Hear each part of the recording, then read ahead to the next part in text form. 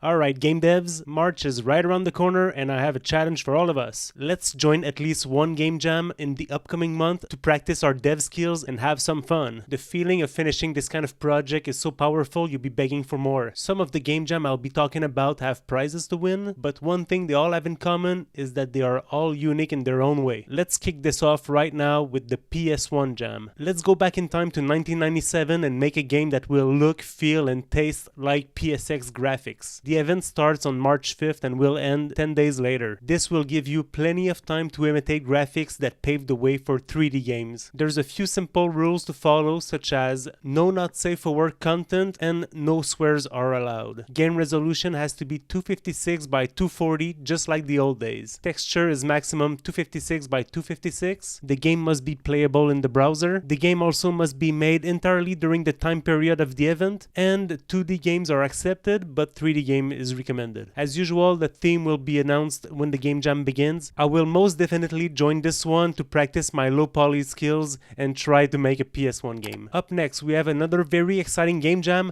the Girly Game Jam. As you might expect, this is about making a game focused on girly vibes. It starts on March 6 and ends on March 10, and you are expected to make a fabulous game that embraces the girly aesthetic, as they say. The Girly Game Jam has 3 prizes. The first place gets a $100 gift card from either Steam, Unity, Unreal, or itch.io. Second place is a $50 gift card, and third place a $25 gift card. This is pretty cool because a game jam without a prize is like playing poker without money. It's fun, but you don't care as much as if there was cash involved. A prize, as small as it is, will motivate people to bring their A game. Here is some of the rules. Be respectful. It's sad that this needs to be mentioned, but we all know why they mention it. You can join as a solo dev or in a team. All the game engines are allowed. Pre-made assets can be used if you have the right license to use them. No AI generated and not safe for work content, and make sure you submit before the time limit. You will have a week to rate each other's game once the game jam is over. I actually took the time to ask if it was a girl only game jam like the Olympics where they separate men and women for the competition,